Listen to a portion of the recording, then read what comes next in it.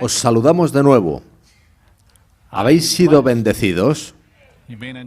¿Estáis disfrutando? Está siendo un verdadero festín, ¿verdad? Hemos llegado al momento de nuestro debate. Comenzaré con una oración. Después, Dani desea comunicaros algo. Inclinemos nuestros rostros para comenzar. Amante Padre Celestial, te alabamos por tu bondad y te agradecemos por tu amor. Te agradecemos por tu palabra y especialmente por la palabra que se hizo carne y moró entre nosotros, el cual es Jesús. Te alabamos con todo nuestro corazón.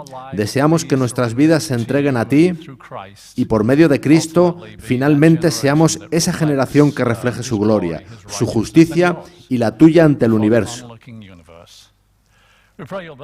Pedimos tu bendición para este debate y que estés con nosotros. Muchas gracias en el nombre de Jesús. Amén. Aquí tenemos a Dani. Él es el motor que mueve muchos de estos eventos. Él quiere deciros algo, así que adelante.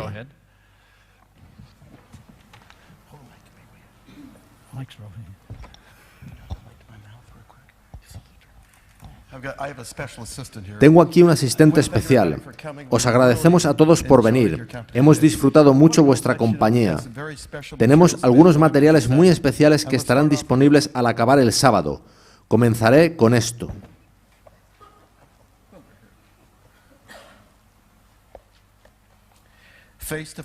Cara a cara con el verdadero evangelio del pastor Priebe. Tras la puesta de sol estarán todos en la mesa de ahí fuera.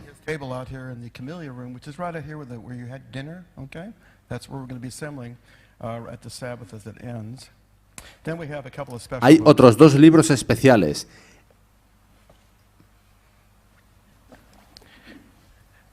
El retorno de la lluvia tardía y Herido en casa de sus amigos, ambos de Ron Duffield.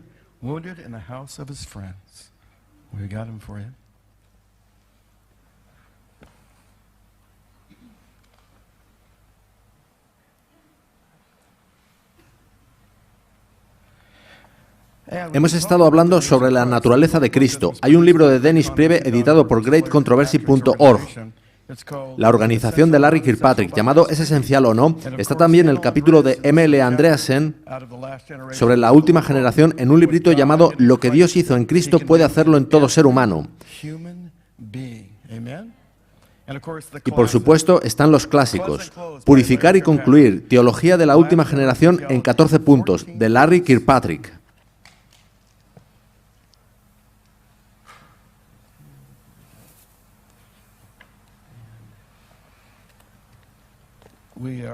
Estamos muy agradecidos de que hayan venido de Fresno Elian y Larry Piper, y también Daniel Mesa.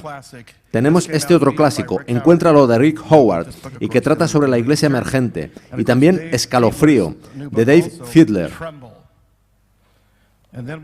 Tenemos además Adorando en el trono de Satanás, del pastor Esteban Borg.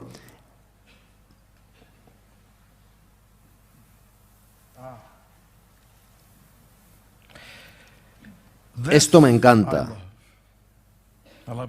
Me encanta todo. Y esto también. Una visión del cielo, de Christian Bedal. Él ha tenido un problema de voz. En caso contrario, nos habría cantado este fin de semana algunas de las canciones de este álbum, que es una autopista hacia el cielo. Christian nos trajo también El dilema de la distracción, que trata sobre la música y la adoración. Está disponible aquí. Hay muchos otros materiales. Tenemos un arsenal. En mi opinión, es el arsenal más importante reunido nunca. Además, este fin de semana hemos estado plantando semillas, ¿verdad? Lo hemos hecho en vuestros corazones. Tengo un joven amigo adventista que se aficionó a las semillas cuando tenía 15 años. Su nombre es Jerry Kettle. Y tiene una compañía de semillas. Yo conseguí varios cientos de catálogos en Petaluma, de modo que si planeáis plantar semillas en primavera, tengo este regalo para vosotros. Ellen White habla de la espiritualidad del jardín. Además, ¿cuántos de vosotros tenéis el libro La mente de Cristo? Justo ahora estamos en producción. Nuestro artista gráfico es Dustin Butler, que está aquí con nosotros y es también codirector de Philippians 2:5 Publishing. Hemos traído como regalo para vosotros 1.500 copias de El misticismo moderno. Es una versión en miniatura del libro Escalofrío de Dave Fielder.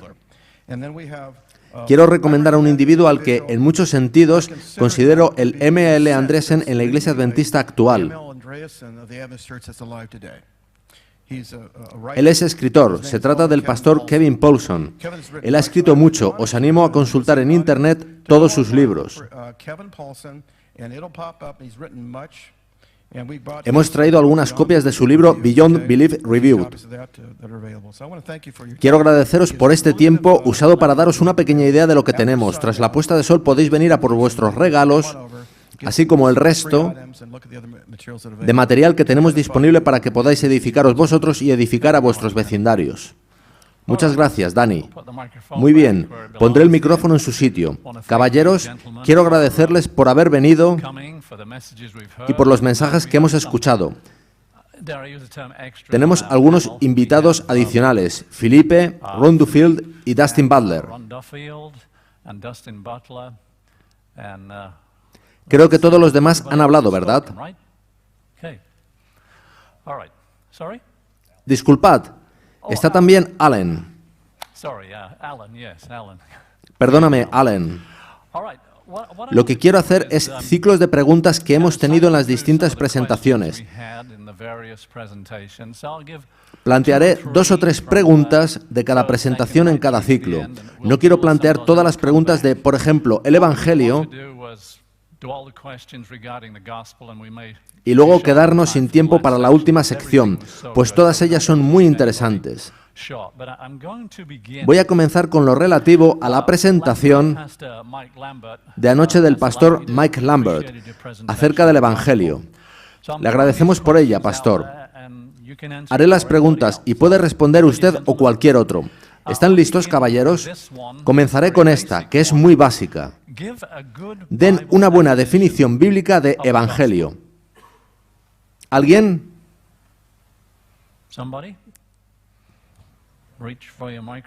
Tomen sus micrófonos. Adelante, pastor Mike. La definición del Evangelio es importante porque si hay confusión en esos conceptos básicos, habrá errores en toda la cadena lógica que se deriva de ellos. Me gusta la sencilla definición de Romanos 1:16, donde Pablo dice: porque no me avergüenzo del Evangelio, porque es poder de Dios para salvación a todo aquel que cree, al judío primeramente y también al griego. Así que se trata simplemente del poder de Dios, el cual es suficiente para justificarnos completamente, santificarnos completamente y glorificarnos completamente. Y ese poder llega a los que creen. El amor de Dios es para toda la humanidad, pero el poder de Dios solo llega a los que creen.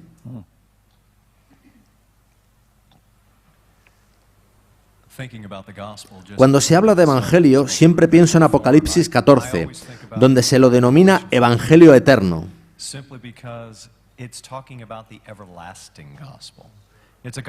Se trata de un evangelio que se remonta al principio del todo, antes de la fundación del mundo. El plan ya estaba en marcha cuando cayó la primera pareja. Y cuando pienso en los principios básicos del Evangelio, los veo en 4 sitios del mensaje del primer ángel. El primero es temed a Dios, que está en Deuteronomio 6:5, y amarás a Jehová, tu Dios, de todo tu corazón y de toda tu alma y con todas tus fuerzas. El segundo es darle gloria. Pero dado que hemos pecado y estamos destituidos de la gloria de Dios, ha de haber una corrección. El pecado ha de ser eliminado, de modo que la justicia de Cristo pueda prevalecer. La hora de su juicio ha llegado. Es sinónimo de la purificación del santuario.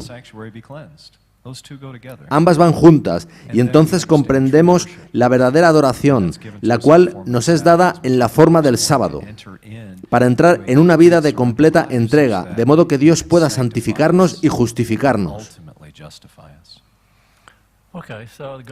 Así que el Evangelio realmente es buenas nuevas, ¿verdad? Hay una pregunta que iba a plantear después, pero creo que lo haré ahora. ¿Cómo está conectado el mensaje del santuario al mensaje del tercer ángel en el Evangelio eterno?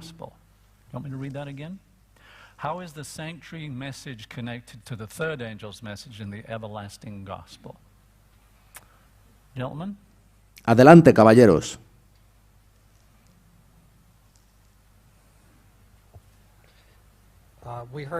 En alguna de las presentaciones hemos escuchado que la purificación del santuario celestial está conectada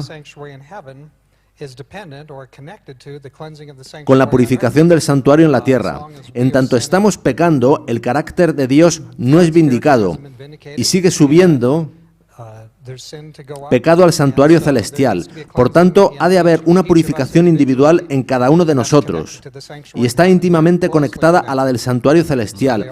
Cuando amputamos esta conexión, estamos despojando al Evangelio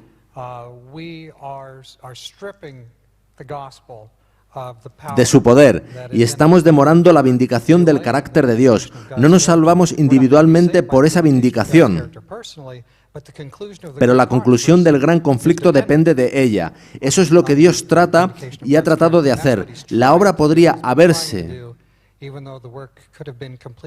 concluido poco después de 1844. Estamos en 2015. Es mucha demora. La obra ha de concluirse en nuestros corazones.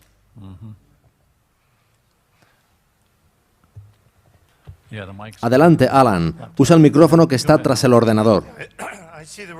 La obra de Cristo en el lugar santísimo nos toma y nos restaura completamente a su propia imagen, lo cual significa separarnos de nuestros pecados, pero además Él hace la obra de mostrarnos los pecados que hemos cometido,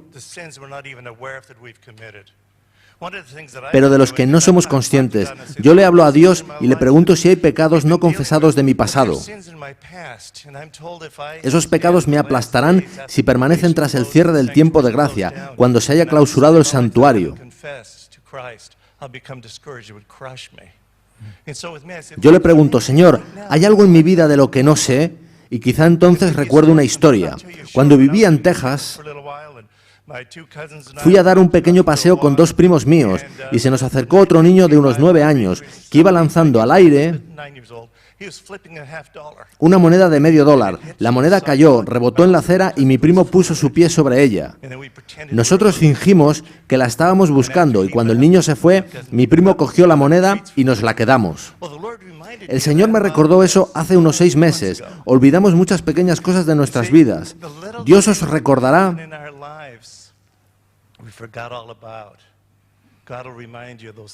Esos pensamientos, acciones o sentimientos incorrectos vendrán claramente a vuestras mentes y diréis al Señor, perdóname por ese pecado, límpiame de él, llévalo de mí. Y Él lo hace. Cuando se cierre la gracia, todos nuestros pecados habrán sido quitados, habrán sido confesados, Dios los habrá quitado, incluso si no podemos recordar alguno. De modo que Satanás viene a desanimarnos con nuestro pasado, aunque Dios se haya encargado de todo, ¿verdad? Vayamos con otra pregunta. Hay una expresión que usamos a menudo, pero queremos concretarla un poco. ¿Qué significa revestirse de Cristo?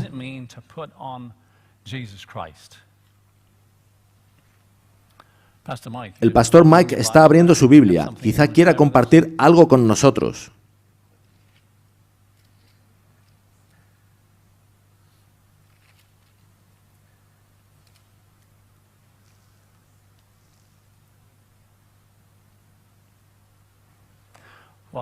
Bien, mientras busca al pastor Mike, quizá quiera decir algo algún otro. Alan.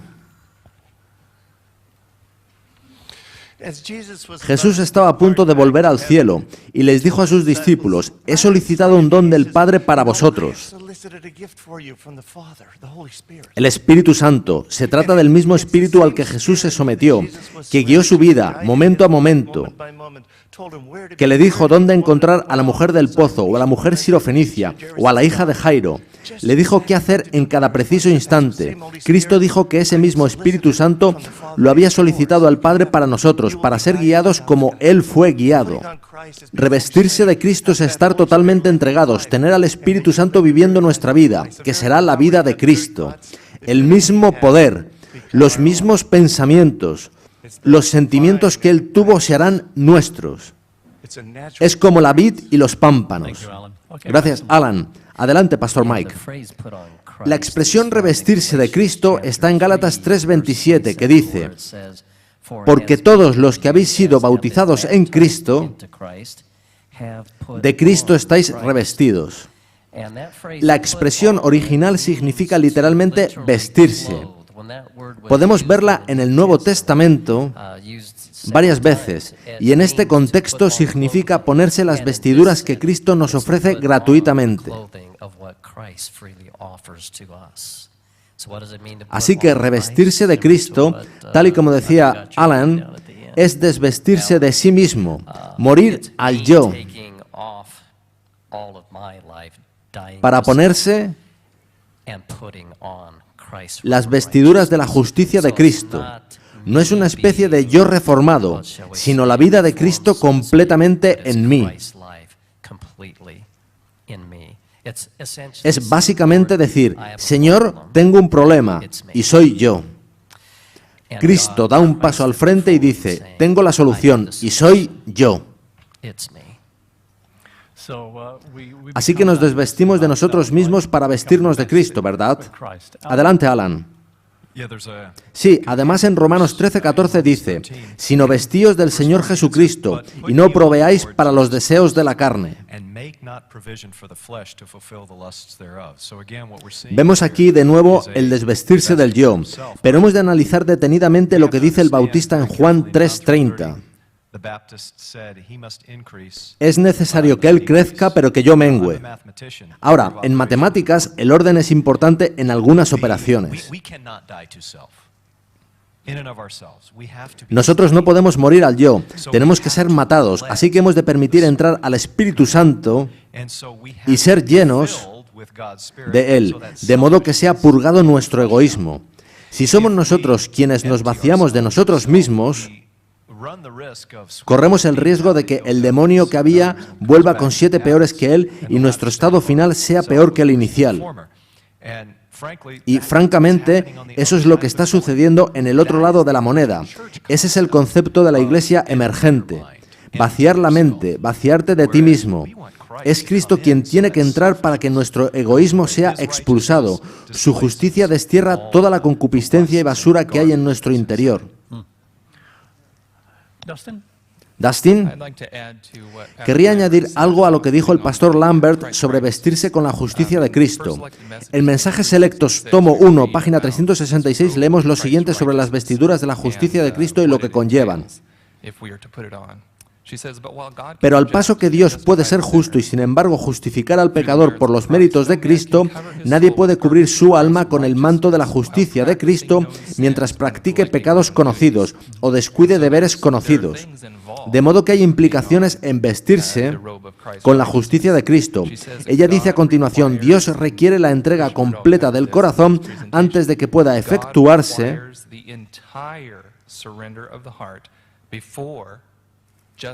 la justificación. Y a fin de que el hombre retenga la justificación, debe haber una obediencia continua mediante una fe activa y viviente que obre por el amor y purifique el alma. La justificación y el manto de la justicia de Cristo tienen más implicaciones de las que a veces pensamos. ¿Cuál era la referencia, Dustin? Mensajes Selectos, tomo 1, página 366. Muchas gracias. Quisiera pasar a la presentación que hizo anoche el pastor Priebe sobre 1888. La primera pregunta es: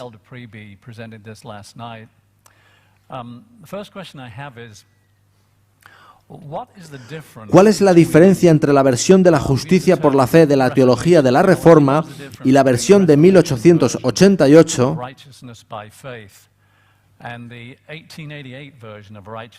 tal y como la presentaron Jones y Waggoner?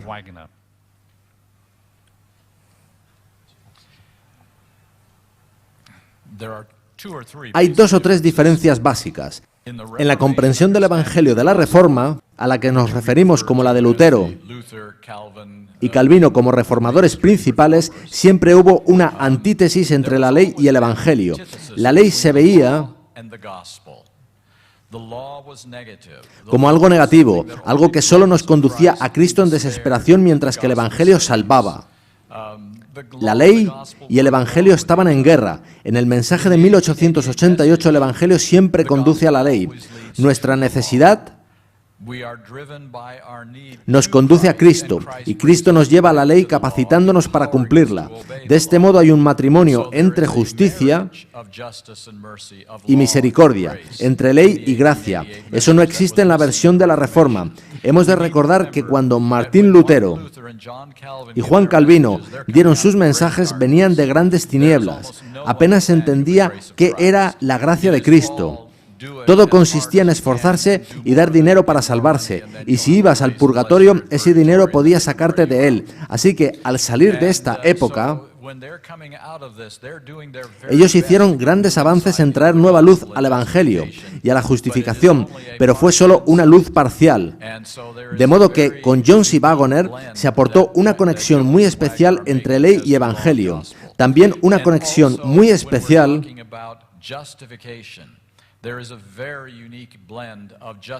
entre justificación declarada y justificación experimentada, en la cual el Espíritu Santo entra en nuestro corazón, nos hace nuevas criaturas y nos cambia desde el interior, lo cual, una vez sucede, hace muy fácil la santificación. Jones y Waggoner solían decir que era fácil salvarse. Lo que querían decir es que una vez experimentada la justificación, todo lo demás es fácil. La Reforma no tenía en absoluto esa clara comprensión. Muchas gracias, Dennis. Larry, hay que señalar además que los reformadores, entre los que destacaban Calvino y Lutero, eran muy agustinianos en su concepción de qué es pecado. Venían de grandes tinieblas. Dios los utilizó poderosamente, pero la doctrina agustiniana del pecado original impregnaba todo su pensamiento, afectando negativamente la obra de Dios en este aspecto particular.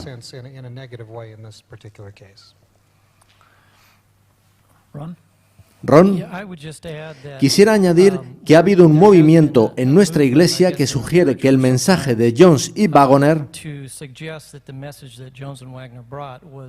no era sino el Evangelio de la Reforma. Y he de decir que incluso el Evangelio que se presenta actualmente como de la Reforma es una perversión de lo que Lutero, Calvino y los otros reformadores enseñaban.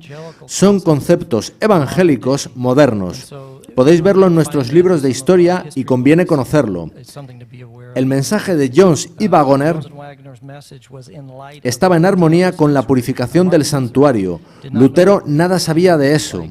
Esos poderosos sermones de Jones, de los que ayer hablaba Dennis Priebe, en los que se conectaba la purificación del santuario celestial con la purificación de nuestros corazones, no contenían un concepto conocido para los reformadores. No se les puede culpar por ello. Dios revela continuamente más luz y, por supuesto, en 1844 y 1888, Dios quería darnos más luz. Hablando de Jones y Waggoner, prueba su fallo espiritual, en ausencia de un mejor término, tras 1900, que el mensaje tenía fallos y les condujo a la apostasía. Tras 1888 hubo dos grandes problemas. El primero y principal es que la venida del Señor se ha retrasado más de 120 años por lo sucedido en 1888. Y el segundo es que los mensajeros que más claramente explicaron el mensaje de justicia por la fe aparentemente se desviaron. No somos sus jueces. El asunto es del Señor, pero humanamente hablando, la perspectiva no es buena. Lo creamos o no, ambos fueron influenciados por Kellogg, que tanto daño hizo a la Iglesia Adventista del Séptimo Día. Waggoner tomó algunas de sus enseñanzas panteísticas y Jones su amargura. Ambos fueron conducidos en direcciones completamente diferentes, pero no positivas. Ahora, ¿significa eso que el mensaje era erróneo? Los libros modernos os dirán eso. Los libros de historia que se escriben ahora os dirán que se desalentaron y abandonaron la fe porque su mensaje era aberrante, fanático e incorrecto teológicamente. Eso es lo que vais a leer en libros actuales. Pero hay algo muy interesante sobre este asunto. Ellen White no escribió a menudo sobre líderes de la Iglesia que pudieran desviarse hacia las tinieblas. Ella habla de eso de modo general. Ella dice que las luces más brillantes se apagarían, pero en cuanto a individuos específicos que pudieran perder el rumbo, en el año 1892, 4 años después de 1888, ella escribió unas increíbles citas. No tenían unos términos específicos. Jones y Waggoner estaban aún predicando el alma del mensaje de 1888 cuando ella escribió esta asombrosa declaración. Si los mensajeros, tras haber permanecido valientemente por la verdad durante un tiempo, cayeran bajo la tentación y deshonraran a aquel que les había encomendado su obra, ¿probaría eso que el mensaje no era verdadero? No.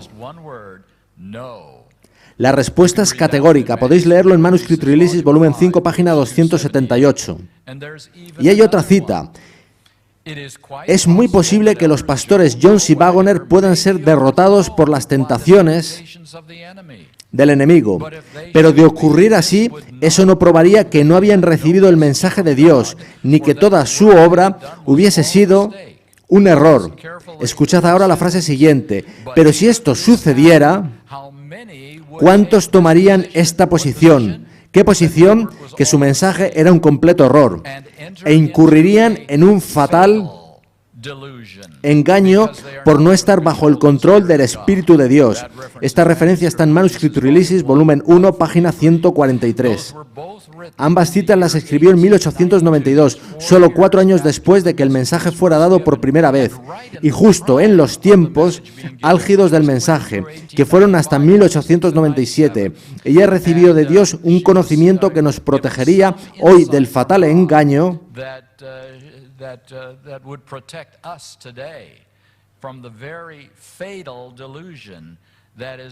promovido actualmente por reputados historiadores dentro de la Iglesia Adventista del Séptimo Día, que su mensaje era erróneo, lo que los condujo a su desviación espiritual. Dios nos dio ayuda asegurándose de que no cometiéramos un error fatal hoy en día asociando su error humano con el mensaje dado por Dios. Muy bien, Dennis. Mike, quisiera añadir que el mensaje del Evangelio eterno en su pureza y simplicidad se sostiene por sí mismo independientemente de que aceptemos a Jones, a Waggoner o a quien sea, e independientemente de que lo acepten unos hombres. Ojalá lo aceptemos y vivamos en nuestras propias vidas, pero se sostiene por sí mismo.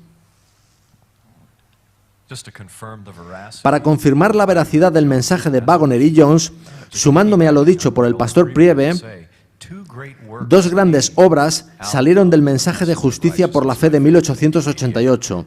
La primera fue publicada en 1892, El Camino a Cristo, la cual es la obra más autorizada sobre justicia por la fe. Leedla de nuevo. Tiene poder. Y la segunda es El deseado de todas las gentes, que es una especie de resumen en el que encontraréis toda la panorámica de la justicia por la fe. Y ambas están edificadas sobre los cimientos de lo que Waggoner y Jones empezaron a predicar y finalmente aportaron en 1888. Sin entrar en historia, Ron Duffield sabe mucho más de eso que yo, la actitud influyó en que el mensaje no fuera aceptado por los líderes.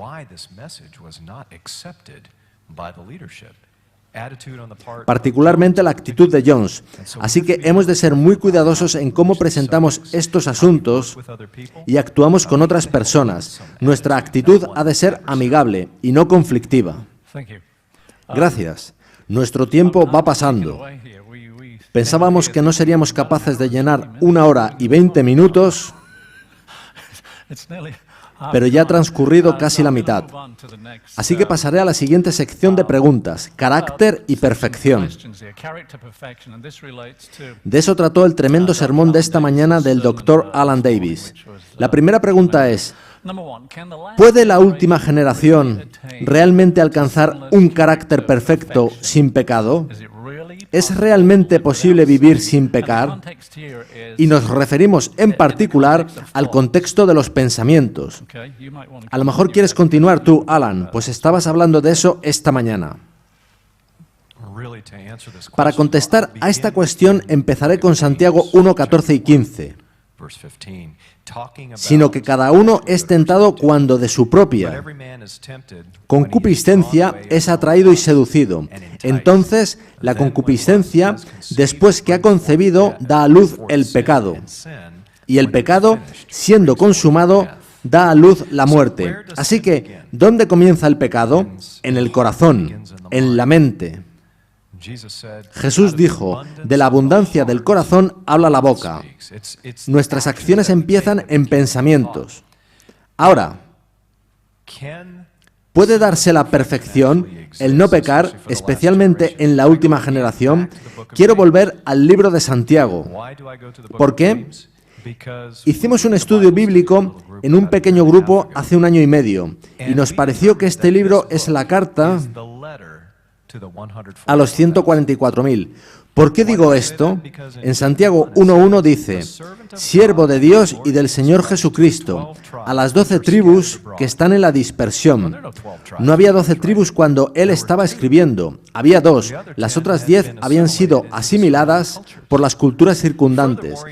Dice además en Santiago 1.18, él de su voluntad nos hizo nacer por la palabra de verdad, para que seamos primicias de sus criaturas. Este es de nuevo el lenguaje de los 144.000, y sucede así por todo el libro. Y yo me pregunto, ¿quién entendió y conoció mejor al Salvador que su propio hermano?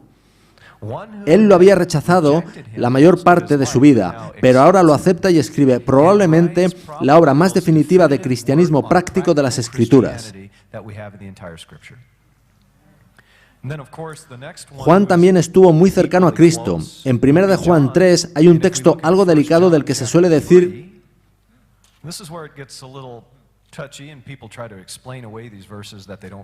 que no significa realmente lo que significa. 1 de Juan 3:6 dice, todo aquel que permanece en él no peca.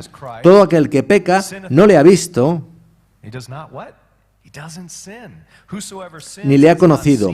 Y en el versículo 9 dice, todo aquel que es nacido de Dios no practica el pecado, porque la simiente de Dios, que es Cristo, permanece en él, y no puede pecar porque es nacido de Dios.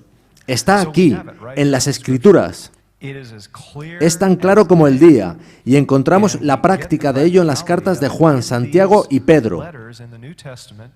Pablo es profundo.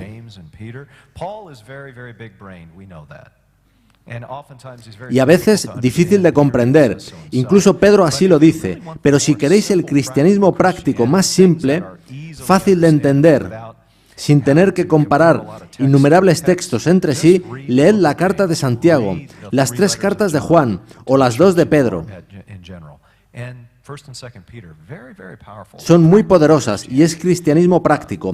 Primera de Pedro 2, 21-22 habla de Jesús como nuestro ejemplo.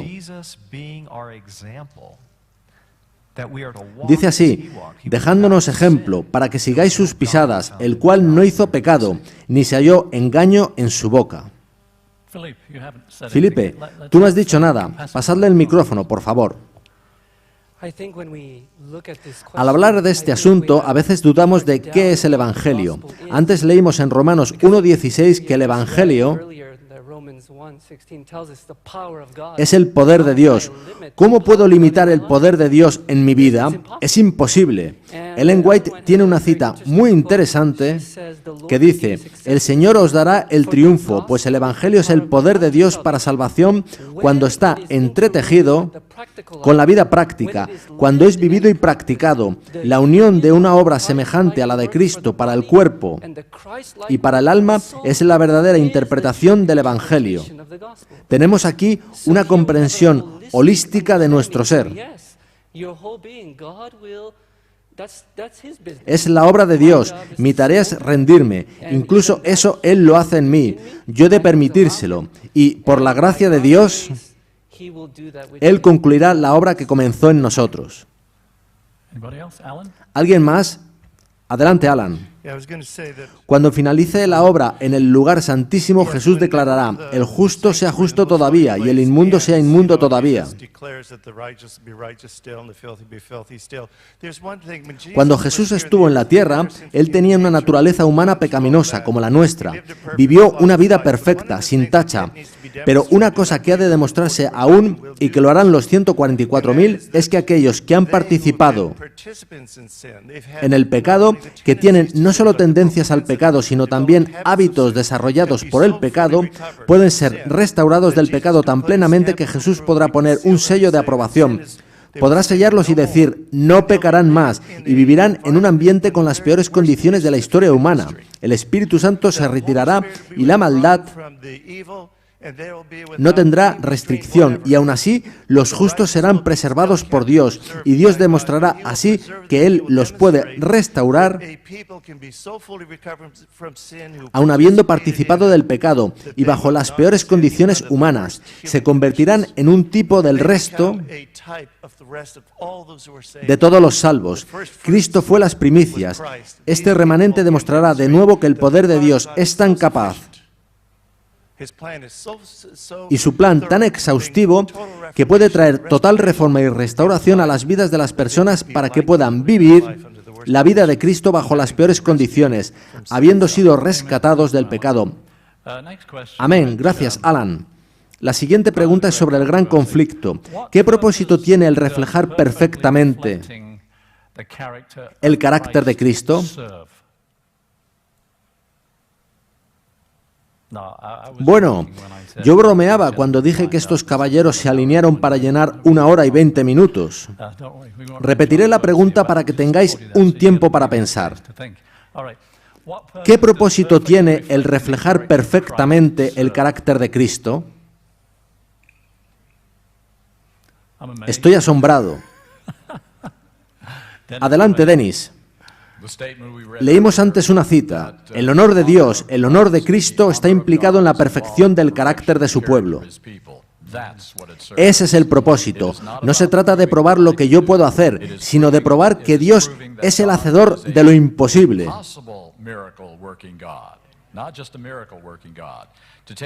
Tomar un grupo de pecadores que vivimos en una generación como la nuestra y transformarlos en gente que nunca más marchará por los territorios de Satanás. Es una promesa que parece imposible. Está en todas esas citas que hemos leído y en muchas otras del Nuevo Testamento. Vamos a tener que decidir si creemos a Dios o no. Él hizo la promesa. La experiencia dice que es imposible. La historia también. No ha habido jamás un movimiento levantado por Dios que haya cumplido este propósito. ¿Cómo podrá hacerlo Dios ahora con este movimiento y en este tiempo? Se trata de promesas imposibles bajo toda perspectiva humana, y tenemos que creer que la palabra de Dios es verdad, incluso cuando todos los demás indicadores dicen que eso no puede suceder jamás. Podemos ver estas promesas como destino final o como motivación. Cuando deseas ir a una ciudad, pero estás perdido en medio de la nada,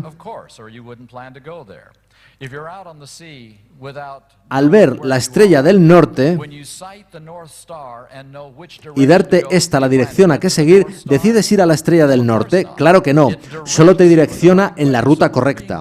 Del mismo modo, se nos dice hoy en día que todas estas promesas de la Biblia no son destinos finales y que nunca las alcanzaremos, sino que son motivaciones, estrellas que marcan nuestra ruta en la dirección correcta. Dicen que no hay que preocuparse por ellas, que solo son motivaciones para ir en la dirección adecuada, pero que nunca alcanzarás la meta. Y que Dios lo sabe. Eso es lo que se nos dice de estas promesas. Yo no creo que Dios haga jamás promesas que no exprese literalmente. Estas promesas son de destino final, no de estrellas. Nosotros hemos de planear llegar a donde Dios nos dice si es que creemos su palabra. Amén. Amén. Alan, hemos hablado teóricamente en muchos aspectos, incluso en esta última media hora. Vayamos a la práctica. ¿Qué se supone que puede hacer el Evangelio? ¿Cuál es su poder, en especial para nosotros como adventistas del séptimo día? Entendemos que estamos en el día de expiación antitípico. Hemos hablado de eso, de afligir nuestras almas, de ayunar y de orar. Todas esas cosas son fantásticas, pero ¿qué significan realmente? Significan, por ejemplo, que si estás mucho tiempo frente al televisor, lo apagues y lo tires. Si estás mucho tiempo en el trabajo, reduce tu horario. Si te priva de tiempo con el Señor, déjalo. Si tu salud no es buena, revisa lo que comes. Por la contemplación somos transformados, ya sea mediante los ojos, la boca o los oídos. Hemos de poner atención a qué música oímos y a qué leemos. Lo que sea. Hemos de tener mucho cuidado. Si empleas mucho tiempo en Internet, para. Deja Facebook si te quita mucho tiempo. Tienes que pensar en esto. Todos hemos de hacerlo, pues nuestro destino, nuestra vida eterna está en juego. Y no podemos distraernos en este tiempo de sellamiento. El Señor está preparando una generación final, la cual será la que haga la obra y demuestre que Cristo lo es todo en el individuo. Y puedo estar seguro de que Cristo no se distraería con tantas cosas que nos distraen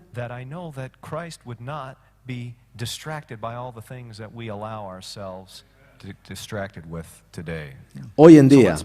Así que, yendo a la práctica, si algo inhibe tu relación con Cristo, haz como Él dijo. Si tu mano o tu ojo te hace caer, arráncatelo. Mejor es ir mutilado a la vida que perderla.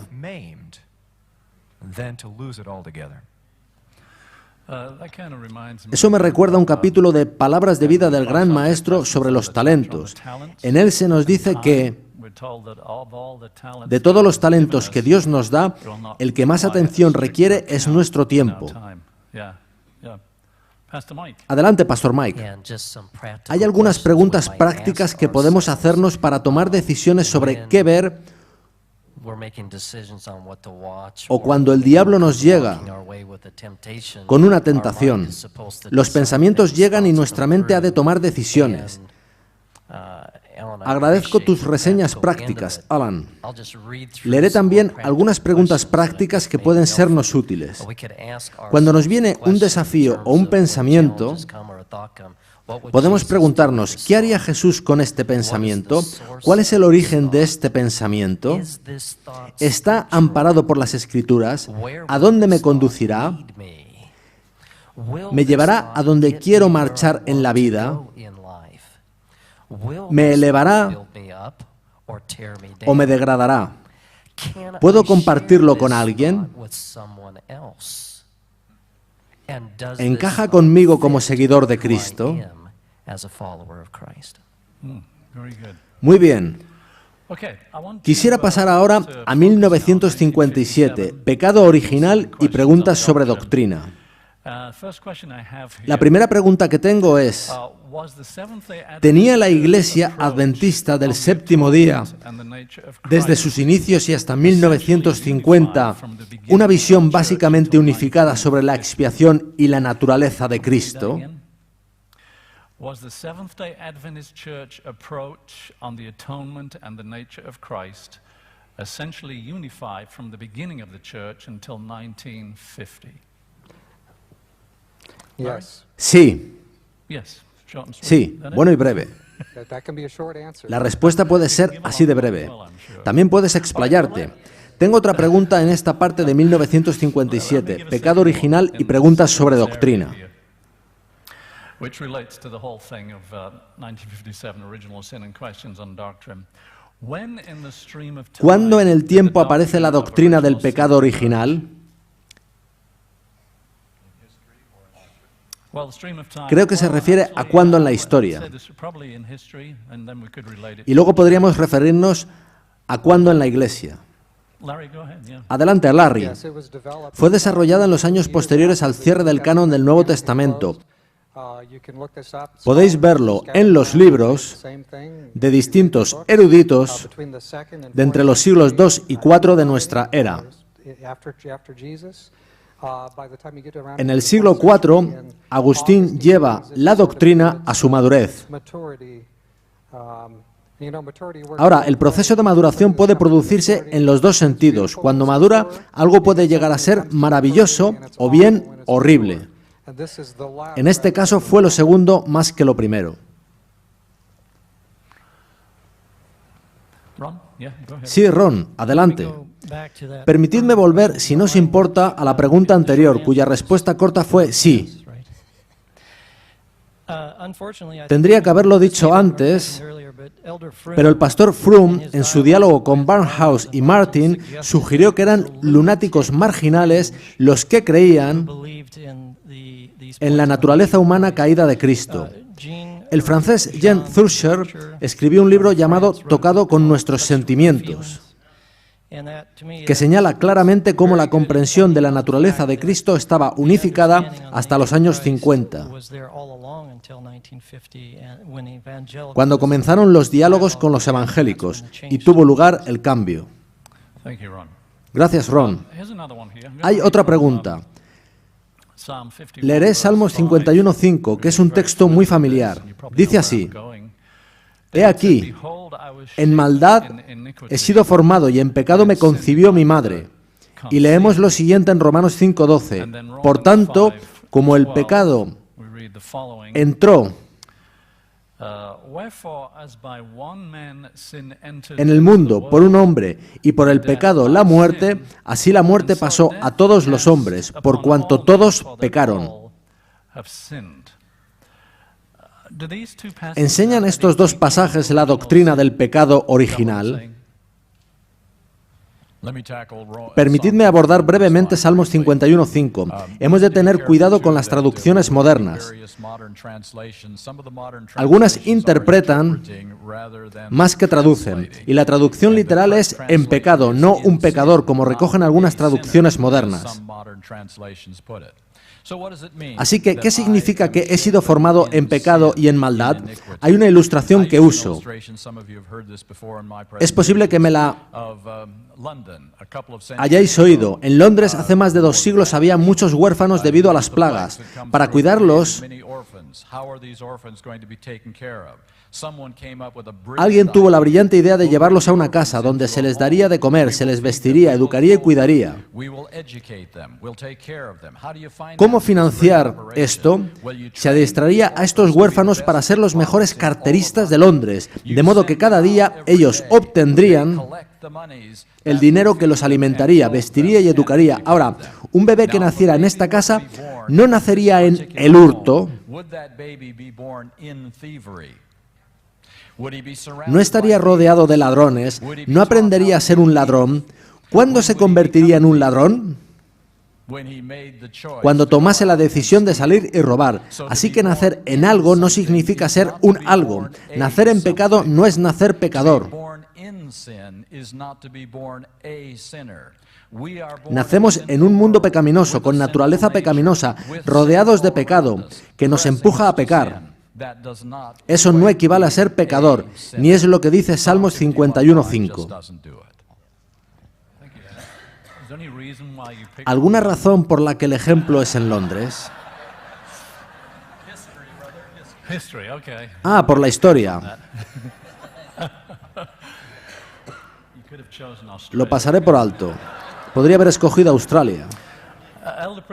Pastor Priebe, me gustaría que tomase de nuevo el micrófono, pues la siguiente pregunta es claramente para usted.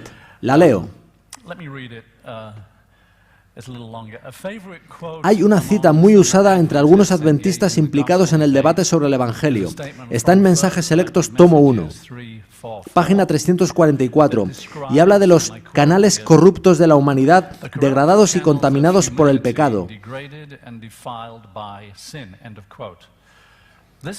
Esta cita se usa para enseñar el pecado original y la diferencia entre nuestra humanidad y la de Cristo. ¿Cómo entiende usted esta cita?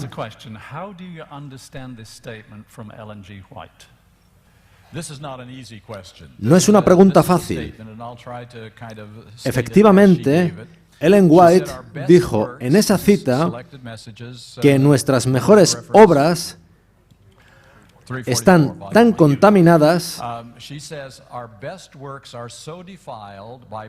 por pasar por los canales corruptos de nuestra humanidad que no pueden tener valor para Dios a menos que sean purificadas en la sangre de Cristo, en la que no hay mancha de corrupción terrenal. Algunos de los que enseñan un evangelio diferente han asumido que canales corruptos de nuestra humanidad se refiere a nuestra naturaleza caída.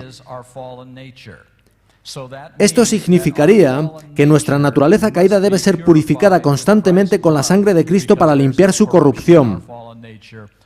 O, dicho de otro modo, nuestra naturaleza caída es pecado. Esto ha sido muy convincente para muchos y asumen haber nacido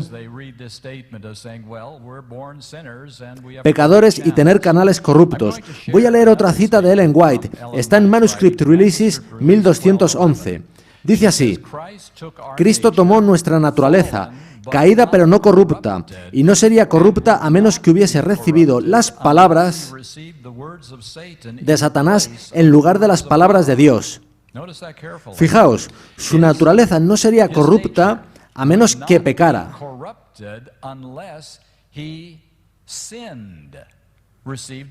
Que recibiera las palabras de Satanás en lugar de las de Dios. Así que lo que ella está diciendo es que la palabra corrupción o corrupto no tiene que ver con naturaleza, sino con carácter, con las elecciones que hacemos, con creer a Satanás.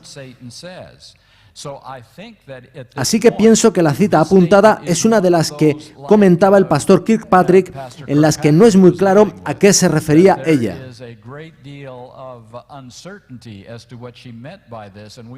En esos casos hemos de optar por el peso de la evidencia más que por una cita aislada.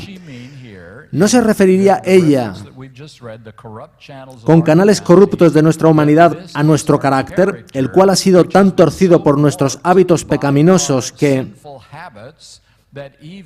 incluso ahora, cuando tratamos de hacer lo correcto, hay áreas escondidas del yo que no conocemos? Y esto ha de ser purificado con la sangre de Cristo. Pienso que canal corrupto aquí no equivale a naturaleza caída, sino a carácter caído.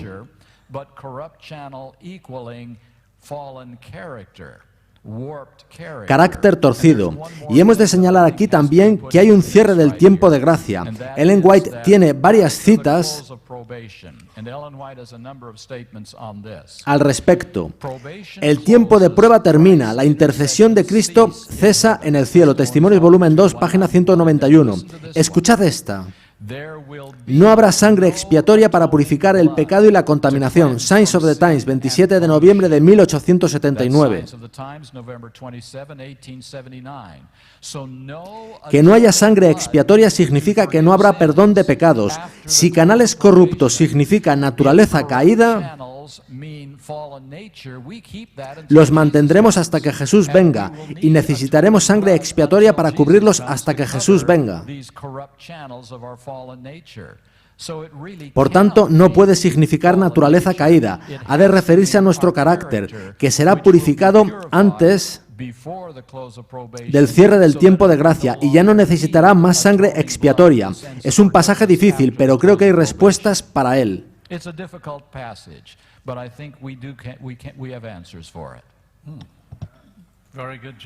Muy buen trabajo, Dennis. Gracias. Christian, hemos de tener cuidado. Algo que me enseñaron cuando comenzaba a estudiar la Biblia es lo que comentaba Larry. Cuando tenemos abundancia de evidencias, hemos de intentar no tomar un pasaje aislado para crear una doctrina sobre él. Si tenemos una valla con 99 postes alineados, pero hay uno fuera de la línea, no usamos este último para fundamentar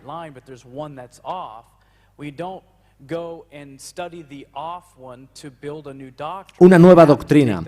No movemos toda la valla para alinearla con el poste aislado. Algo puede parecer no encajar en un pasaje concreto. En ese caso, admitamos que no podemos explicarlo completamente quizá, pero si todos los otros textos apuntan en una misma dirección, no debería abandonarla solo por un texto aislado que no puedo explicar. Cuidado con eso. Pasemos ahora a lo que llamamos nueva teología o teología híbrida. Quisiera comenzar con alguien que nos dé la definición de carnal. ¿Qué significa carnal, el ser carnal, la mente carnal?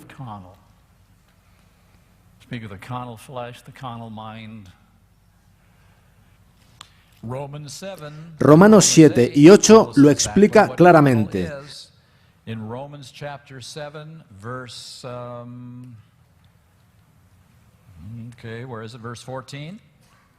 Romanos 7:14 dice, porque sabemos que la ley es espiritual, mas yo soy carnal, vendido al pecado.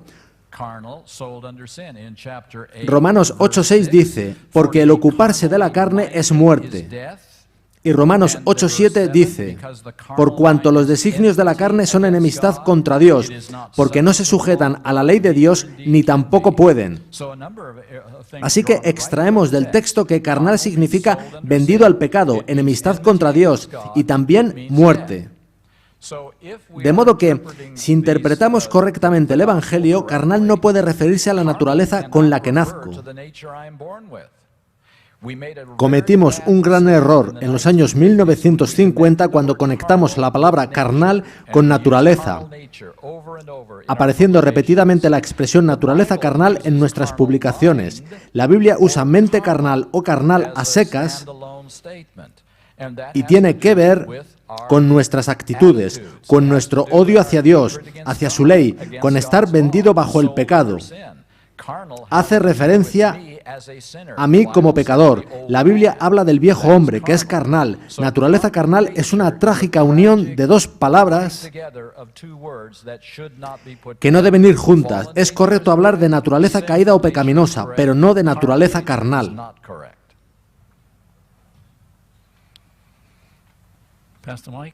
Pastor Mike, podemos añadir que 2 Corintios 10, 4 y 5 dice,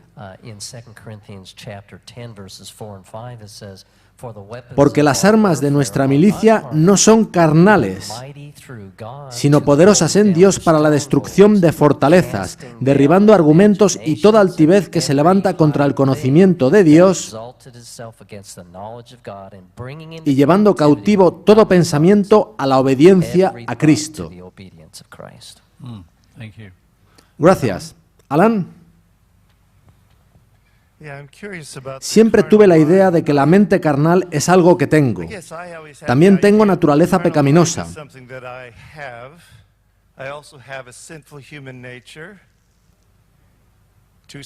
Son cosas separadas. Al nacer de nuevo tomo la mente de Cristo en lugar de la mente carnal. No sé si tenemos esto en cuenta cuando hablamos de la naturaleza humana pecaminosa que Cristo tomó. Hace unos 30 años presencié en una reunión campestre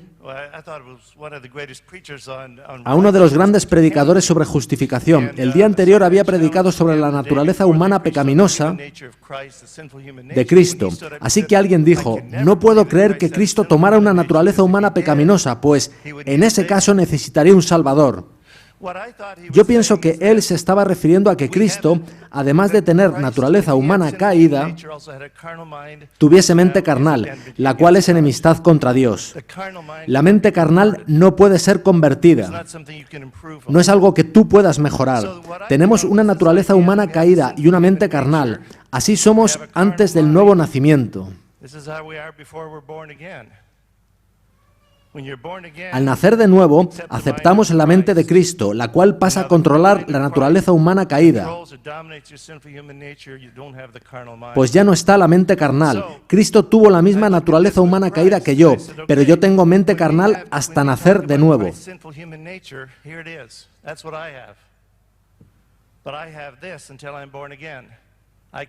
Yo puedo ser rescatado de la mente carnal. Muchos piensan que la naturaleza humana caída de Cristo equivale a mente carnal. Eso implicaría que Cristo estaría en enemistad contra su Padre. No es así. Cristo nunca tuvo tal enemistad. Él nació como nosotros en el nuevo nacimiento. Mi nacimiento inicial no es bueno. Yo necesito nacer de nuevo. Por eso Jesús habló de nacer de nuevo, lo que equivale a sustituir la mente carnal por la mente de Cristo, la cual nos da la victoria. Gracias, Alan. Solo unas pocas horas antes de que Jesús entrase en la fase final de sus sufrimientos, en el Getsemaní y luego en el Calvario, Él dijo: «Viene el príncipe de este mundo y él nada tiene en mí». ¿Quisierais comentarlo?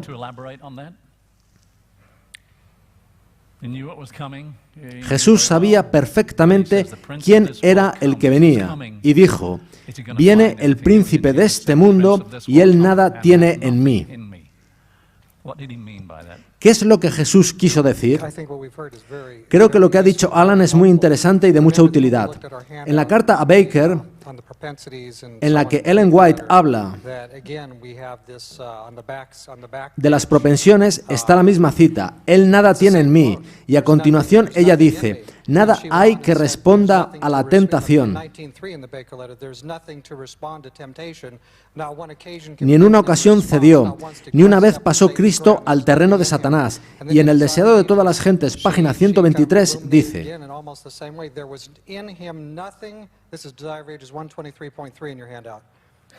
«No había en él nada que respondiera a los sofismas de Satanás. Él no consintió pecar, ni siquiera por un pensamiento cedió a la tentación». Así también podemos hacer nosotros. La humanidad de Cristo estaba unida con la divinidad.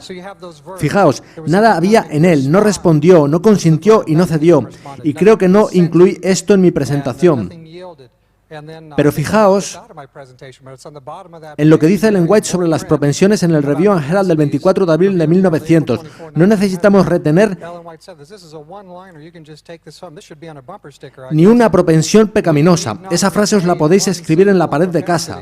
Para mí es extremadamente alentadora. Es el lenguaje de Ellen White al hablar de propensiones. No hubo nada en Jesús que respondiese, y así puede ser también con nosotros. Yo lo creo. Hay otra cita que he encontrado en el Review and Herald del 8 de noviembre de 1887. Dice así: «Nuestro Salvador no pudo ser inducido a ceder a la tentación ni siquiera en pensamiento. Satanás encuentra en los corazones humanos algún asidero en que hacerse firme. Es tal vez algún deseo pecaminoso que se acaricia, por medio del cual la tentación se fortalece. Pero Cristo declaró al hablar de sí mismo: «Viene el príncipe de este mundo, mas nada tiene en mí». De modo que ese «nada tiene en mí» no se refiere a naturaleza. Suele decirse eso para aseverar que tenía una naturaleza no pecaminosa. Ahí no habla en absoluto de su naturaleza, habla de sus pensamientos, de deseos con los que concedemos a Satanás un asidero en nosotros, de modo que tiene algo en nosotros, pero Cristo no le permitió tener un asidero en él, de modo que nada tenía en Cristo. Y Ellen White dice que nosotros podemos tener esa misma experiencia. Sumándome a lo dicho, Ellen White habla del concepto de apetito, no referido solo a lo que comemos, sino también a lo que miramos, escuchamos y hacemos. Y hasta que permitamos al Espíritu darnos la victoria sobre el apetito, no tendremos victoria sobre las bajas pasiones. Es en ese orden. Hemos de recordar que el apetito es crítico y lleva de vuelta a la mente carnal. Hemos de tener el apetito bajo control, de modo que no seamos dominados por las pasiones. Christian? El pastor Larry leyó de la página 123 de El deseado de todas las gentes. Leeré la última frase y también las siguientes, pues son muy poderosas. La humanidad de Cristo estaba unida con la divinidad. Fue hecho idóneo para el conflicto mediante la permanencia del Espíritu Santo en él, y él vino para hacernos participantes de la naturaleza divina. Mientras estemos unidos con él por la fe, el pecado no tendrá dominio sobre nosotros. Dios extiende su mano para alcanzar la mano de nuestra fe y dirigirla a asirse de la divinidad de Cristo, a fin de que nuestro carácter pueda alcanzar la perfección. Así que todo es un asunto de fe en Cristo, pues Él ya venció, y Él pudo vencer porque su voluntad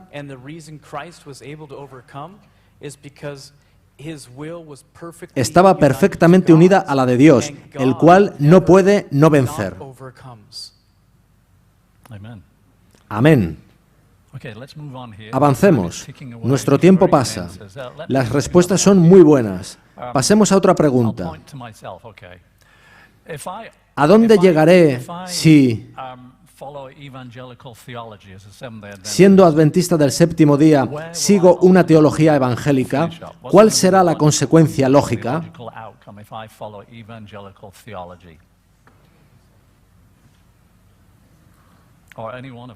Puede responder cualquiera. Adelante, Dennis. Go ahead, Dennis. Si seguimos una teología evangélica, no hay expiación final. Cristo no está en el lugar santísimo. No hay cierre del tiempo de gracia. No habrá 144.000. La vindicación del carácter de Dios carece de sentido y todo el adventismo se ha esfumado. Ese es el problema de la teología evangélica. Hemos de darnos cuenta del abismo existente entre el evangelio evangélico y el evangelio adventista. Se ha descrito el camino a Cristo como la mejor expresión del mensaje de 1888 y, desde luego, lo es. Cuando se le dio el camino a Cristo al Dr. Barnhouse, el editor de la revista Eternity, este escribió un artículo sobre el libro en su revista. Fue en 1950 y dijo lo siguiente: el libro es falso en todas sus partes, lleva la marca del anticristo, es satánico. Esa es la diferencia entre el evangelio evangélico y el adventista. El libro El Camino a Cristo es totalmente repudiado por el evangelio que está afianzándose hoy en la Iglesia Adventista del Séptimo Día. El evangelio evangélico contiene todos los puntos defendidos por Desmond Ford: pecado original, naturaleza de Cristo no pecaminosa, justificación declarada y pecado hasta que Cristo venga. Eso se enseña ampliamente hoy en día en la Iglesia Adventista del Séptimo Día, y eso es el fin del adventismo. Muy concluyente, Dennis. Gracias. Ron, quisiera añadir algo a la referencia del pastor Pieve al artículo de Barnhouse en la revista Eternity de junio de 1950. Suele decirse que evangélicos y adventistas creemos en el mismo Cristo. Barnhouse dijo esto en su artículo: sabemos que esta escritora, Ellen White, no habla del mismo Cristo del que habla la Biblia. Esa era su visión de la Biblia. De modo que es verdad que el Cristo del que hablan los evangélicos no es el mismo Cristo que vemos los adventistas en las verdades fundamentales que Dios nos dio. Así que cuando decimos simplemente levantemos a Cristo o Cristo lo es todo, y no diferenciamos entre el Cristo del evangelicalismo y el Cristo que de veras está en la Biblia, nos estamos abriendo a todos los errores que vemos hoy en nuestra iglesia. Gracias, Ron. Larry. Siento decir que estoy de acuerdo con lo dicho. Colin Standish hizo una fantástica distinción de mucha utilidad. Hay partes del evangelio evangélico que son verdad. Tenemos creencias en común, pero Colin Standish dijo que hay una diferencia Entre verdad preciosa y verdad presente. Creemos algunas cosas en común con los evangélicos, por lo que nos alegramos.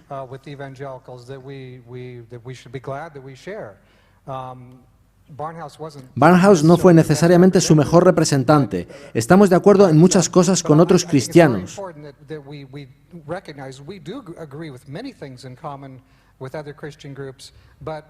Pero, como dijeron el pastor Priebe y el hermano Duffield, ellos, por ejemplo, no consideran la expiación final.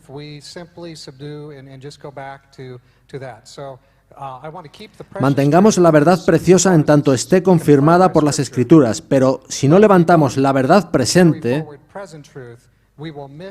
no realizaremos el propósito que Dios tiene para nosotros en el presente. Gracias. Pasemos a la penúltima sección, la cristología de Ellen White desmitificada. Quizás debas contestar tú, Larry.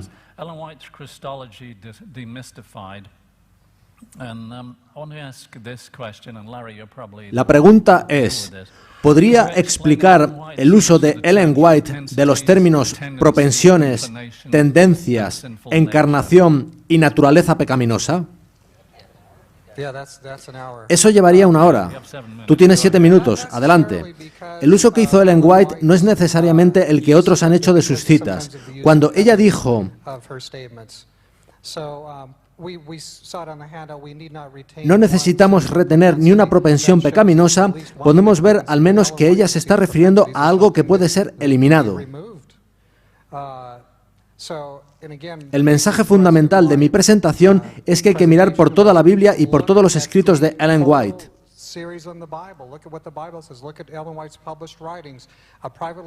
En una carta privada, como es la carta Baker, puede faltar información, no es fácil evaluar solo a partir de ella. A partir de las evidencias que hay en la carta, solo podemos conjeturar. Lo que veo en el espíritu de profecía sobre propensiones es que es algo que puede ser eliminado, que no necesitamos retenerlas y que puede ser así si así lo elijo. Gracias. Dustin, me sumo a lo dicho. Si propensiones pecaminosas equivale a naturaleza pecaminosa, Ellen White estaría diciendo que no necesitamos retener nuestra naturaleza pecaminosa, lo que implicaría que ella creería en la carne santificada. Pero sabemos que ella dijo claramente que la carne santificada era un error. Estoy seguro de que muchos de los presentes han sido acusados de creer en la carne santificada por gente que no comprende este concepto. La carne santificada implica, en esencia, que no se puede vencer el pecado con naturaleza caída, que Jesús no tenía naturaleza caída y que, si queremos andar como Él anduvo, necesitamos desprendernos de nuestra naturaleza caída. Así que la única diferencia entre el movimiento de la carne santificada de hace un siglo y el del adventismo evangélico de hoy en día es que este último posterga la carne santificada después del cierre del tiempo de gracia. No era así en el movimiento de hace un siglo. Los adventistas evangélicos piensan que la declaración de Cristo de que el que es santo sea santo todavía les hará, de alguna manera, mágicamente y contra su voluntad, no pecar. Gracias, Dustin. Otra pregunta sobre la cristología de Ellen White desmitificada. ¿Cuáles son los mejores métodos de interpretación bíblica? Esta pregunta sería buena para rematar este apartado. Necesitamos entender la Biblia. Quizás quieras contestar tú, Larry. ¿Cuáles son los mejores métodos de interpretación bíblica? La interpretación bíblica adventista del séptimo día de siempre ha sido el método histórico gramático, basado en interpretación literal. Actualmente hay presiones en contra. Incluso mientras hablamos estarán preparando páginas en Berrien Springs, que imagino serán contrarias a lo que hemos estado hablando estos días, y esto está relacionado con la hermenéutica. Los problemas con preguntas sobre doctrina y con las propensiones no son atribuibles a Ellen White, sino a malas prácticas hermenéuticas. Eso es lo que sucede en preguntas sobre doctrina, aunque el libro también contiene buenas cosas. Necesitamos ser verdaderos. Si abandonamos la Biblia, no tenemos nada y nunca concluiremos la obra de Dios. Hemos de ser cuidadosos en cómo interpretamos la Biblia. Dios edificó esta iglesia sobre los fundamentos de los apóstoles y los profetas, y sin la Biblia no tendremos respuestas a ninguna de las preguntas que hoy se han planteado. Felipe, yo apelaría al mandato sobre mandato, línea sobre línea. Los textos claros han de definir a los que no parecen claros. Pondré un ejemplo de mi propia experiencia. Algo en lo que me atasqué en la universidad fue el pecado original.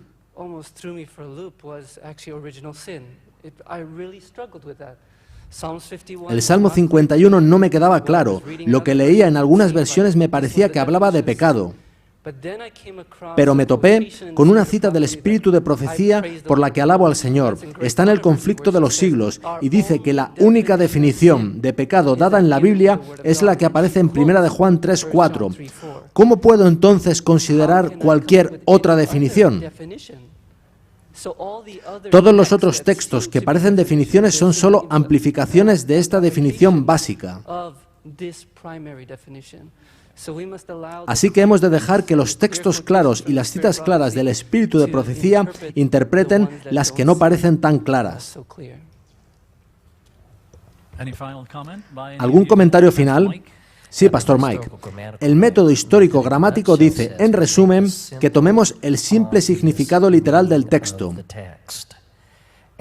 Así que cuando Jesús dijo que amásemos a nuestros enemigos, ¿qué pensáis que estaba diciendo? En el escenario profético, la propia Biblia explica el significado de los símbolos, de modo que la Biblia se explica a sí misma. Todo lo proveniente de la cultura, ciencia o de la experiencia personal son cosas utilizadas en el método histórico crítico para adentrarse en el texto y decidir lo que éste significa. Pero dijimos que la Biblia se explica a sí misma y, propiamente entendida, la Biblia se adentra en la ciencia y muestra lo que es la verdadera ciencia. La Biblia se adentra en la cultura para cambiarla a mejor. La Biblia se adentra en nuestras experiencias humanas y cambia nuestros corazones. Gracias. Me acaban de decir que tenemos 10 minutos más. Los usaremos con vuestro permiso. ¿Podéis continuar?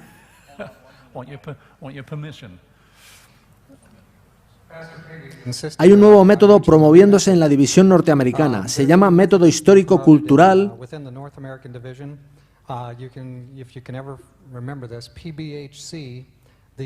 basado en el principio. Este método está implicado en otros asuntos que está enfrentando la Iglesia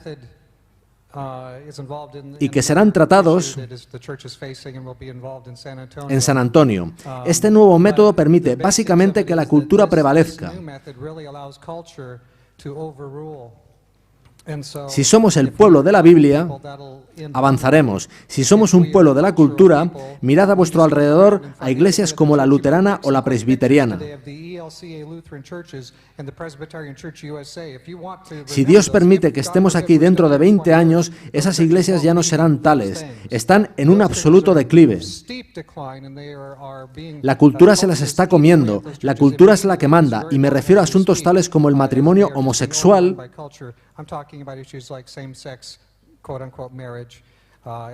u otros similares. Si queréis observar esas iglesias, hacedlo rápidamente, pues están esfumándose.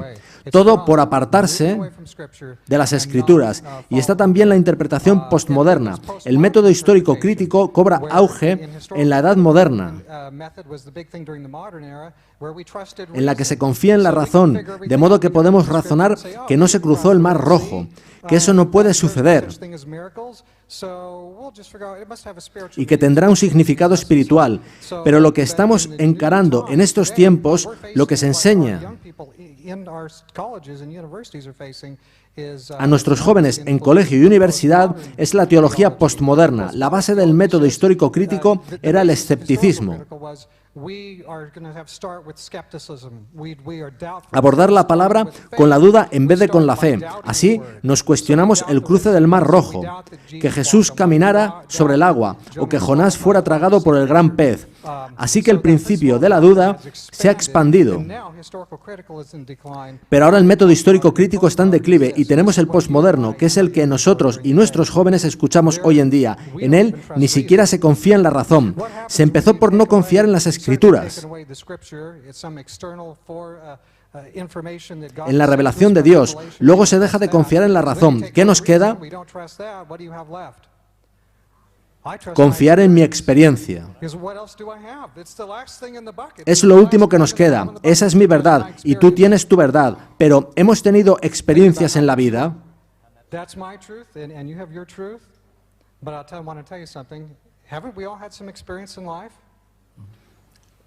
¿Alguien aquí siente que pueda confiar en sus experiencias humanas aparte de Dios? No lo creo.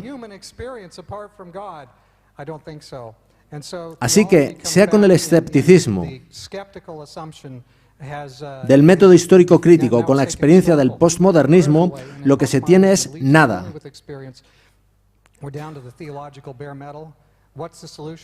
¿Cuál es la solución? La misma que la Iglesia Adventista del Séptimo Día ha sido llamada a difundir durante tantos años. Este libro, la revelación de Dios a su pueblo para estos últimos días. Así que volvamos a la palabra. Estoy hablando demasiado. Está bien, Larry. Eso es importante. La Biblia dice en Isaías 1:18, razonemos juntos, no dice sintamos juntos. Eso es el postmodernismo. Pero, abordando otro asunto, Romanos 16:17 dice, mas os ruego, hermanos, que os fijéis en los que causan divisiones y tropiezos en contra de la doctrina que vosotros habéis aprendido y que os apartéis de ellos. Muchos dicen que no debe darse nombres, pero Pablo dice que sí se debe, porque ¿cómo saber de quién apartarse si no? Así que voy a ser un poco incisivo. El individuo ya no está vivo, pero ¿sabéis de dónde viene todo esto? ¿Quién comenzó realmente este movimiento? Probablemente fue uno de los más queridos teólogos, autores y profesores que la Iglesia haya visto. Me refiero al doctor Ed Heppenstall. Fue profesor de teología sistemática en la Universidad de Andrews en los años 1950. Su influencia permeó a Desmond Ford y a muchos de nuestros antiguos presidentes de la Conferencia General. Uno de ellos peleó verdaderamente con Heppenstall y estaba en el lado correcto, pero cuando se le dio el seminario, estaba en el lado equivocado y llegó a ser presidente de la Conferencia General. No daré su nombre en este caso porque aún vive. Pero diré que el doctor Heppenstall fue valorado como el autor número 1 de entre todo el adventismo del séptimo día. 2 veces más que Ellen White. Pensad en la influencia que él ha tenido y cómo eso está permeando. Y tenemos a todas esas personas que pasan por el seminario y salen al otro lado. Entran supuestamente entendiendo lo que creen y salen sin saber qué creer o creyendo algo contrario al adventismo del séptimo día histórico. Y de nuevo he de ser incisivo. Si no abrazamos los mensajes que habéis oído aquí estos 2 últimos días, no podemos llamarnos de veras adventistas del séptimo día. En el mejor de los casos, podríamos llamarnos vegetarianos del sábado. Porque un guardador del séptimo día es alguien que comprende la justicia de Cristo y cómo le es imputada e impartida. Porque, en última instancia, nuestra labor es consumar la tarea así como Dios consumó esa. He de añadir algo a eso. No culpemos de todo al seminario. La mayoría del daño teológico se está haciendo actualmente a nivel preuniversitario, donde las mentes son moldeadas antes de llegar al seminario. Eso es mucho más grave que lo que sucede en Andrews. Muy bien, hay otra pregunta que quizás sea la última. En el último año se han escrito varios artículos que sugieren que el Proyecto One es el nuevo mensaje de 1888 para el siglo XXI. ¿Es esto verdad o no? ¿Por qué? Disponemos de casi 4 minutos. ¿Ron? Okay. Lo intentaré. La pregunta es muy oportuna. Este asunto lo han suscitado varios artículos de este último año que sugieren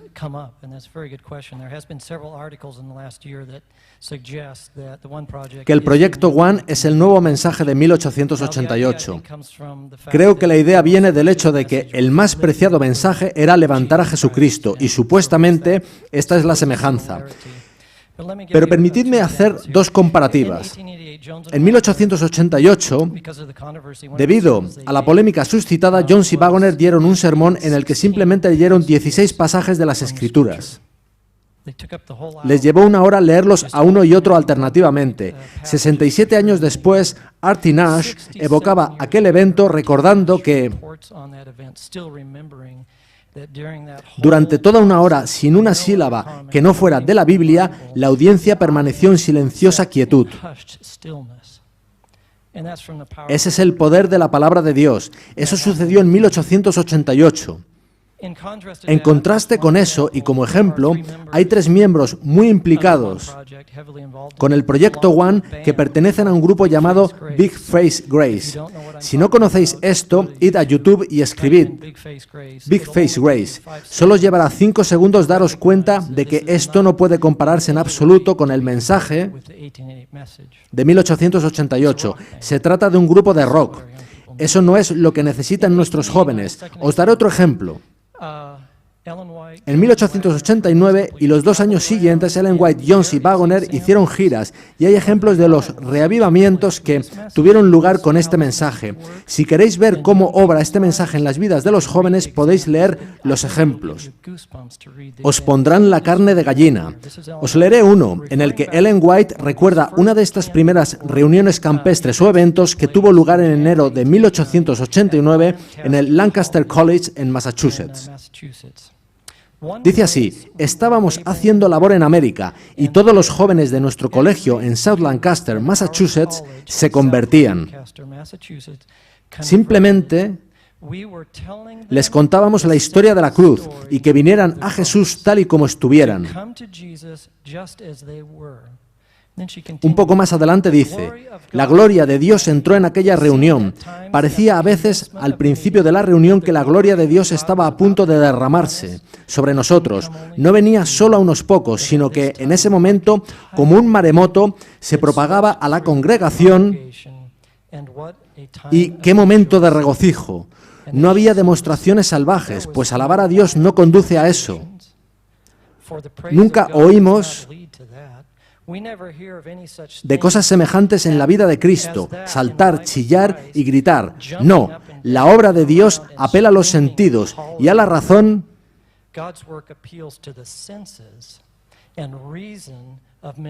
de hombres y mujeres. Fue en 1889 y lo comparo a los saltos, gritos y chillidos de Big Face Grace, cuyos miembros forman parte del Proyecto One, y os digo que no hay comparación posible.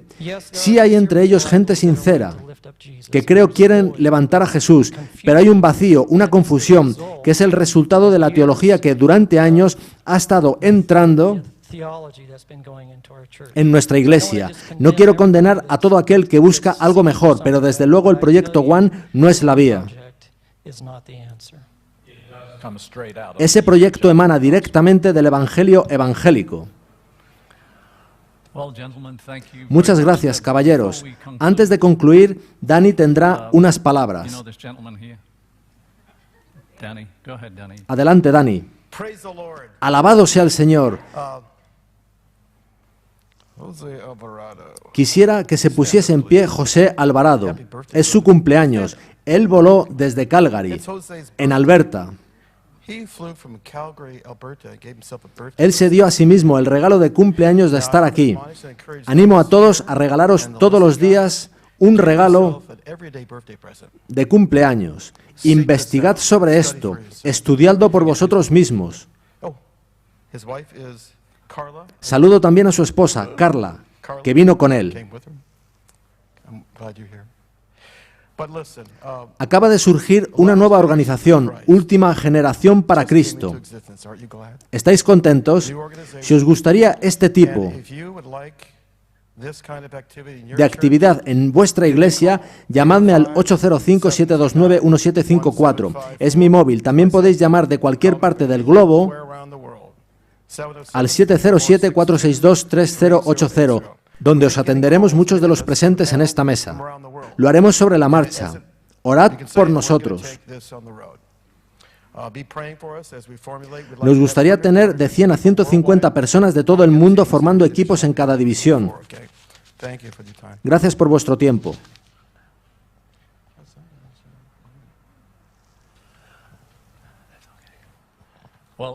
Gracias, Dani.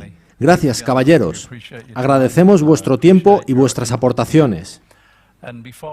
Y antes de finalizar con una oración, quiero agradecer a nuestro equipo audiovisual que ha hecho un formidable trabajo. Los que están aquí y los que están detrás de las escenas, muchas gracias. Gracias a las damas que han preparado el almuerzo. Y mi esposa está aquí para recordarme si me dejo a alguien. ¿Falta alguien, Helen? Gracias a todos por venir. Estoy seguro de olvidar algo o alguien, pero en cualquier caso confiamos en que hoy haya sido un día de gran bendición para vosotros. Dani, ¿sabemos cuándo estarán disponibles estos DVDs y todo lo demás? Pasa aquí al micrófono. Es nuestro plan poner todo esto en producción. Tenemos un equipo de medios, tenemos editores y pondremos esto en un pack que intentaremos distribuir mundialmente. Por supuesto, habrá uno para la Iglesia Central de Sacramento. Una última cosa. Vamos a hacernos una foto de grupo. Los que tengáis cámara en el móvil podéis hacer una foto también. Nos gustaría guardar lo de hoy en nuestras memorias. Muy bien, concluyamos con una oración. Inclinemos nuestras cabezas. Padre amante que estás en los cielos, te damos las gracias por este tiempo tan especial. Hemos podido, en camaradería, abrir tu palabra desde anoche. Han transcurrido 24 horas y ha sido una rica fiesta de verdad, y te agradecemos por ello. Gracias a nuestros oradores, algunos de los cuales han venido de muy lejos. Agradecemos también a esta pareja que ha venido desde Canadá a estar con nosotros. Bendícelos a ellos y a cada uno de nosotros. Despídenos ahora con tu bendición. Te pedimos que lo que hemos escuchado aquí prenda una chispa de fuego en nuestros corazones y, por encima de todo, un deseo de leer la palabra de Dios, de comprender la palabra de Dios. Pedimos que nos des una imagen de Jesús en toda su justa belleza, que tengamos hambre y sed de ello y que en fe lleguemos a creer, que en tanto te buscamos con todo nuestro corazón, hagas de ello una experiencia viva y real. Gracias por la promesa, gracias por la realidad que traerás a nuestras vidas si te las entregamos en el nombre de Jesús. Gracias en el precioso nombre de tu maravilloso Hijo, nuestro Salvador Jesucristo. Amén.